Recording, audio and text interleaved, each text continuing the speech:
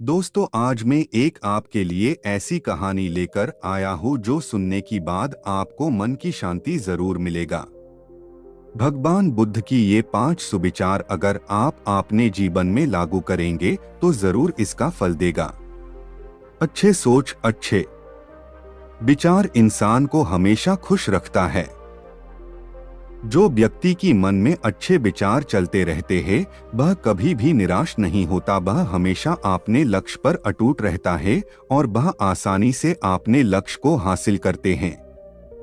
अच्छे संगत एक अच्छे विचार की नमूना है, क्योंकि जब आप अच्छे लोगों की संगत में आते हो तब आपको भी अच्छे सोच और अच्छे विचार करने पे मजबूर कर सेठा है। और जो व्यक्ति बुरे संगत में पड़ते हैं वह कितना भी अच्छे विचार के क्यों न हो, अच्छे सोच वाले क्यों न हो, वह गलत विचार और गलत सोचने पे मजबूर हो जाता है। इसलिए भगवान बुद्ध की ये सुविचार को मन से सुनिए और हो सके तो इसका पालन करें। आपकी जीवन बदल जाएगा और आपकी मन को डोट वो शांति मिलेगा जो कहीं पर भी मिल ना सका। एक बार एक व्यक्ति बुद्ध भिक्षु से कहते हैं कि मुनिवर, में आपने ज्यादा सोचने की वजह से परेशान हूँ, कृपा करके इसका कोई समाधान बताएं। बुद्ध भिक्षु कहते हैं कि तुम आपने ज्यादा सोचने की वजह से परेशान हो, तुम इसलिए परेशान हो क्योंकि ना चाहते हुए भी तुम्हारे भीतर वह सभी विचार चलते रहते हैं जिनके बारे में तुम सोचना नहीं चाहते हो। यदि किसी व्यक्ति के अंदर अच्छे विचार चलते हैं तो वह ये कभी नहीं कहेगा कि मैं अधिक सोचने से परेशान हूँ, तब वह कहेगा कि मैं चिंतन कर रहा हूँ। चिंता और चिंतन में यही फर्क है। चिंता के समय व्यक्ति की मन में बस एक ही विचार बार बार चलता रहता है जिसके बारे में वह सोचता नहीं चाहता, लेकिन चिंतन के समय व्यक्ति की अंदर एक अच्छे और सकारात्मक विचारों की एक लयबद्ध प्रक्रिया बन जाती है जो उसे आनंद से भर देती है। तो चिंता और चिंतन दोनों अवस्थाओं में व्यक्ति की मन में विचार ही चलते हैं, लेकिन एक अवस्था में व्यक्ति की आत्मग्लानि डर पीड़ा से भर देती है, वही दूसरी अवस्था उसके भीतर बीज बोती है, उसे प्रेरित करती है कुछ महत्वपूर्ण सकारात्मक बदलाव लेने के लिए। तुम्हारी समस्या मन में बहुत सारे विचारों की चलना नहीं, बल्कि कुछ बात और अनचाहे विचारों का बार बार चलना है। वह व्यक्ति ने कहा, लेकिन मुनिवर ये कैसे पहचान जाए कि कौन से विचार अच्छे हैं और कौन से विचार बुरे? तब बुद्ध भिक्षु कहती है कि बुरे विचार वह है जो तुम्हें सुख और प्रलोभन देते हैं, लेकिन उसका परिणाम हमेशा दुखदायी होता है। और अच्छे विचार वह है जो हमारा भीतर बदलाव लाए, हमें प्रेरित करे अपनी परिस्थिति को बदलने के लिए। हालांकि शुरुआत में अच्छे विचारों पर अमल करना मुश्किल होता है, लेकिन बाद में उनका परिणाम काफी सुखदायी होता है। उदाहरण के लिए, यदि हमारा मन में ये विचार आता है कि क्यों ना हम चोरी कर लेता हूं तो हमको बहुत सारा धन मिल जाएगा, तो शुरुआत में तो ये विचार हमें अच्छा लग सकता है और सुख की अनुभूति करा सकती है, लेकिन बाद में ये क्या परिणाम देगा इसकी हम कल्पना भी नहीं कर सकते। दूसरा विचार हो सकता है कि मैं स्वयं को स्वस्थ और अच्छा रखने के लिए व्यायाम और प्राणायाम कर उसे अपने जीवन का हिस्सा बना लूंगा। अब इस विचारों को वास्तविक बनाने के लिए तुम्हें कर्म तो करना होगा, क्योंकि बिना कर्म किए अच्छे से अच्छे विचार भी किसी काम के नहीं होता। समझने वाली बात यह है कि लगातार कर्म करने से होने वाली आत्मग्लानि पीड़ा दुख से हम जरूर बच सकते हैं। बुद्ध भिक्षु आगे कहते हैं, आज मैं तुम्हें भगवान महात्मा गौतम बुद्ध की जीवन से और उनकी शिक्षा से 5 ऐसी बातें बताने जा रहा हूँ जिसका पालन करने से तुम अपने विचारों को शुद्ध रख सकते हो, अपने मन को निर्मल और शांत कर सकते हो। 1. अपने शरीर को हमेशा स्वस्थ रखे। हमारे शरीर के और मन के बीच एक गहरा संबंध होता है। हम अपने शरीर को जैसे रखते हैं, हमारे विचार भी वैसे ही हो जाते हैं। शरीर को साफ सुथरा रखना भी एक बहुत ही अच्छा आदत है जो हमें सैकड़ों की भीड़ में से दूसरे से अलग बनता है।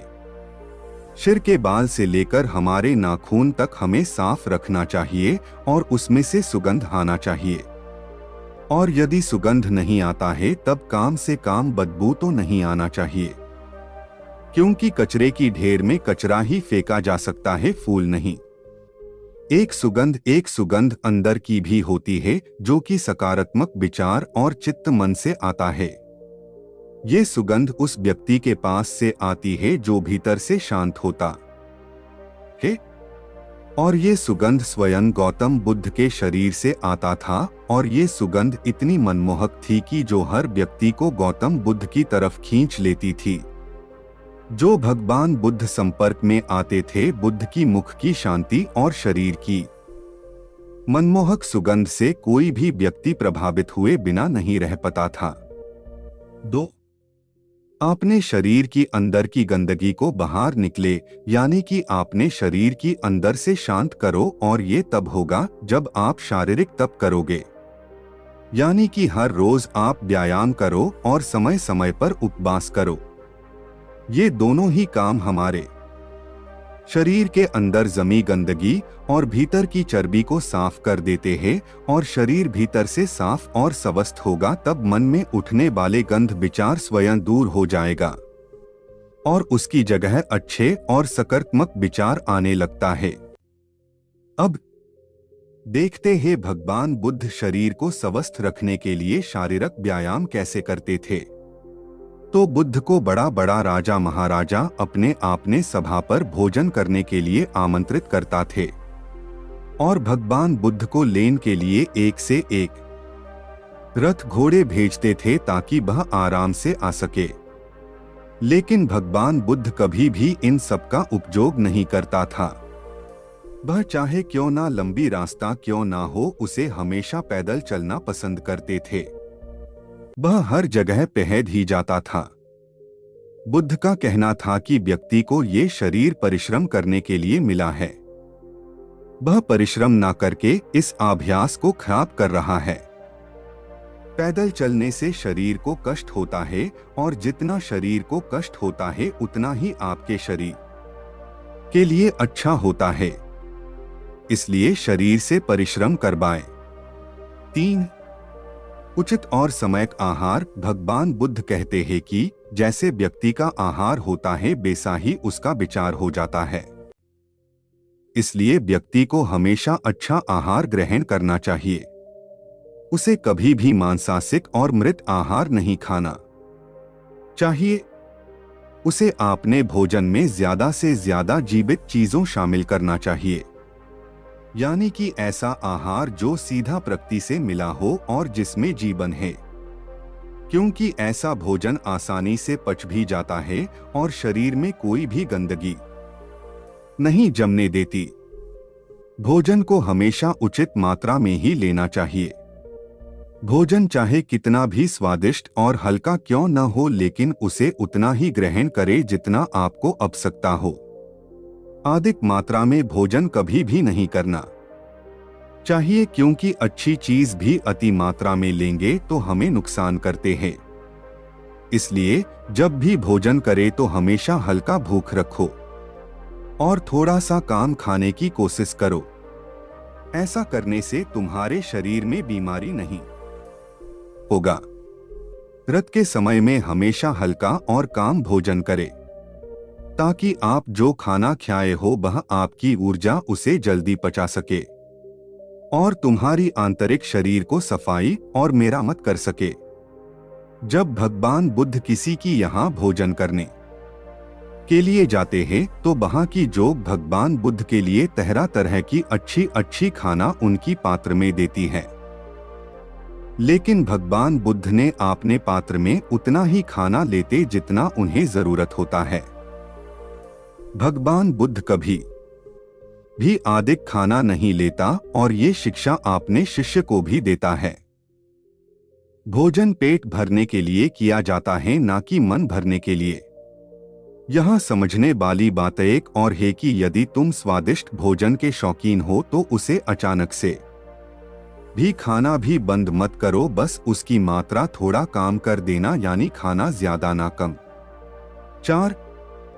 अपनी संगीत का खास ध्यान रखो। संगीत का अर्थ उन लोगों या उन दोस्तों को पता नहीं है जिसके साथ आप रहती है और समय बिताते हैं, बल्कि इसका अर्थ हर उस चीज से है जिसको आप अपनी इंद्रियों के साथ ग्रहण करते हैं, जैसे कि हम किन लोगों के साथ रहते हैं, क्या देखते हैं, क्या सुनते हैं, किससे बात करते हैं इत्यादि। जब भगवान बुद्ध ने ये निश्चय कर लिया कि उन्हें भीतर की यात्रा पर निकलना है, तो उन्होंने हर चीज को छोड़ दिया जो उन्हें लगा कि उनकी यात्रा में बाधा बनकर आ रही है। इससे हमें ये सीखने को मिलता है कि हमें अपनी लक्ष्य को प्राप्त करने के लिए अपनी आरामदायक अवस्था से बाहर निकलना पड़ेगा और उन लोगों और वह चीजों को भी छोड़ना पड़ेगा जो आपके लिए छोड़ना मुश्किल होता है। जब सिद्धार्थ बुद्ध नहीं बने थे, आपने प्रश्न की खोज में थे, तब उन्हें कई राजा महाराजा ने आमंत्रण दिया है कि उन्हें उनकी घर में आकर रहे और वहां उन्हें उनको को भी परेशानी नहीं होगा। गर्मी सर्दी बरसात सबसे वह बचकर रहेंगे और आपको सभी प्रकार सुख सुविधे दिया जाएगा। लेकिन सिद्धार्थ ने ये स्वीकार नहीं किया, क्योंकि वह जानते थे कि उन्हें भीतर की यात्रा करनी है और वह किसी ऐसे व्यक्ति के साथ नहीं रह सकते हैं जो बाहर की यात्रा कर रहा था, और वह सभी राजा महाराजा इस बाहर की यात्रा में व्यस्त थे और ऐसे लोगों की संगति करने का कोई है। यहाँ सीखने वाली बात यह है कि हमें ऐसा इंसान के साथ संगति नहीं करना चाहिए जो हमारे लक्ष्य के बीच बाधा बनकर खड़ा हो, फिर वह व्यक्ति चाहे कितना भी धनी शक्तिशाली बलवान बुद्धिमान क्यों ना हो। आगे जाकर बुद्ध ने अपने गुरु को भी छोड़ दिए जब उन्हें ये महसूस हुआ कि उनकी संगति उनकी लक्ष्य में बाधा बन रही है। यहाँ समझने वाली बात एक और है, इसे जरूरी नहीं कि जो संगति पहले से आपके लिए अच्छे है वह बाद में भी हो।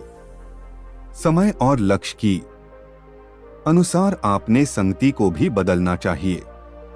आपने प्रश्न की उत्तर की खोज के दौरान सिद्धार्थ ज्यादातर उन लोगों के साथ अपने समय बिताते थे जो उनकी यात्रा में सहायक हो। 5. अच्छा सुने और अच्छा देखे। तुमने जो भी सीखा उसे अभ्यास में लाओ। तुमने ध्यान साधना के बारे में सुन लिया, लेकिन यदि उसे आपने जीवन में उतरा नहीं तो उसे सुनने का भी कोई लाभ नहीं होगा। अच्छा सुनने और अच्छा देखने के कारण भी लोगों की जीवन में बदलाव नहीं आ पाता, क्योंकि वह व्यक्ति अच्छे देखते सुनते तो है, लेकिन उन चीजों को अपने जीवन में रूपांतरित नहीं करते और बस शिकायत करते रहते हैं। इसलिए जो भी आपने संगति में सीखा है उसे जीवन में उतरो। भगवान बुद्ध की एक खासियत था कि जो भी उनके गुरु ने सिखाते वह तुरंत उस पर काम करने लगते हैं, उसे कल की भरोसा में नहीं छोड़ता। इससे उन्हें उसी समय ये पता चल जाता है कि कौन सी चीज काम की है और कौन सी नहीं। इसलिए जो भी सीखा है उसे कर्म के द्वारा व्यक्त करो। एक बार और बहुत लोग काम वासना को समझते हैं, लेकिन काम वासना का विचार आना गलत नहीं है। जब तक तुम उसका प्रति विचार नहीं करते, काम वासना का विचार उठना उतना ही स्वाभाविक है जितना भूख लगने पर भोजन का मन करना। इसलिए काम वासना के विचार को गलत मत समझना। इंसानी विचार को आगे बढ़ने के लिए इस विचार को उठना बेहद जरूरी है। सबसे पहले तो तुम ये निर्णय करो कि तुम्हें काम वासना में लिप्त होना है या इससे ऊपर उठना है। यदि काम वासना में लिप्त होना है तो पूरी तरह से लिप्त हो जाओ और काम वासना को पूरी तरह से अनुभव करो। फिर इसके बारे में मन में किसी तरह की अफसोस मत रखना, क्योंकि ये कोई पाप नहीं है। लेकिन यदि तुम्हारा मन इससे ऊपर उठना चाहता है, जो कि कोई भी काम वासना से ऊपर उठ सकता है, तो इस 5 बातों को अपने जीवन में उतर लो। फिर देखो तुम्हारा जीवन में अच्छे विचारों का एक चक्र बन जाएगा और फिर चाह कर भी तुम्हारा मन में बुरे विचार नहीं आ पाएंगे, जब तक कि तुम इन आदतों को दोबारा छोड़ ना दो। बुद्ध भिक्षु की इस सभी बातों को सुनने के बाद उस व्यक्ति को उसका प्रश्न का उत्तर मिल गया था और वह उनका धन्यवाद करके वह अपने घर लौट जाता है। आज की ये कहानी मन को शांति देने वाला भगवान बुद्ध की 5 अमूल्य सुविचार आपको ये सिखाता है कि जब तक आप अपने बुरी आदतों को नहीं छोड़कर अच्छे आदतों को नहीं अपनाएंगे तब तक आपको अपनी जीवन में शांति नहीं मिलेगा। इंसान थोड़ा शांति ढूंढने के लिए किया ना करता है, कहाँ ना जाता है, लेकिन आपको ये कहानी सुनने के बाद पता चलेगा कि शांति तो आपने अंदर ही छुपा है, बस इसको समझना होगा और जब समझ जाएंगे तो इसे आपने जीवन में उतरना होगा। भगवान बुद्ध की ये 5 विचार बहुत ही अनमोल है।